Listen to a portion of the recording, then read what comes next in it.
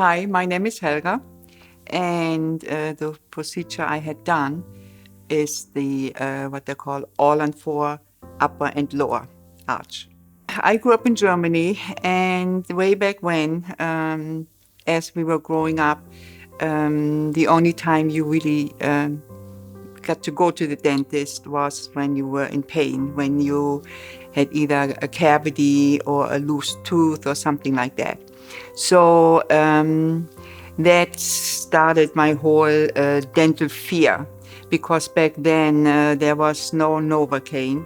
So I remember vividly going to a dentist, and actually when they pulled out a tooth, I swallowed the tooth because it was very painful, and the assistant held me back in the chair, and because I was moving around, it still gives me anxiety today. So from that point on, my anxiety, I was fearful of a dentist. Even the word dentist was just incredible, painful to me. So for numerous years, I did not go to a dentist because the fear was just so enormous. It was crippling me, actually. For many years, I would avoid going to a dentist, and unfortunately, I paid the price for it. Helga had missing teeth. She had broken lower back teeth. You could see that her bite didn't fit right, and she was having some gum disease. She was truly unable to smile. We really were happy that Helga made the effort to come in. All we want to do is to help her to get the care that she needs and that she wanted. We have no judgment as to whether or not she's been getting adequate care. We really just want to look at her and our patients and help them get to where they want to be. I sat in the parking lot crying, and I tried to talk myself into it, and I just couldn't do it. I couldn't bring myself to get out of my car and actually coming in here.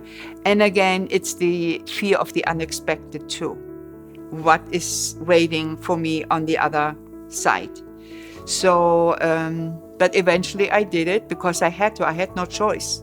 I couldn't live with this pain. I remember walking in and already starting to cry. Nobody had even touched me yet or looked at it. The anxiety just took over me.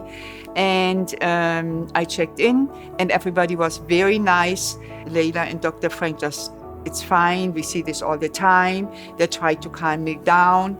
And eventually we got to talk. He showed me pictures before and after, but it still didn't kind of sink in. It was more like I had pain, and more like, yeah, I looked at the pictures, but they looked so unbelievable before and after that in my head, there's no way that they can help me. It took a while for me to really decide, what do I do? And I was actually surprised with Dr. Frank's help and his staff that I made it to this point that I decided to have it done. As I left the office, I gave Dr. Frank a little plaque saying, "Have no fear, Dr. Frank is here." And that really, that says it all. I can eat, drink, whatever I want. I smile a lot. And again, it's still unbelievable that these beautiful teeth belong to me. If anybody's going to do it, it's going to be Dr. Frank.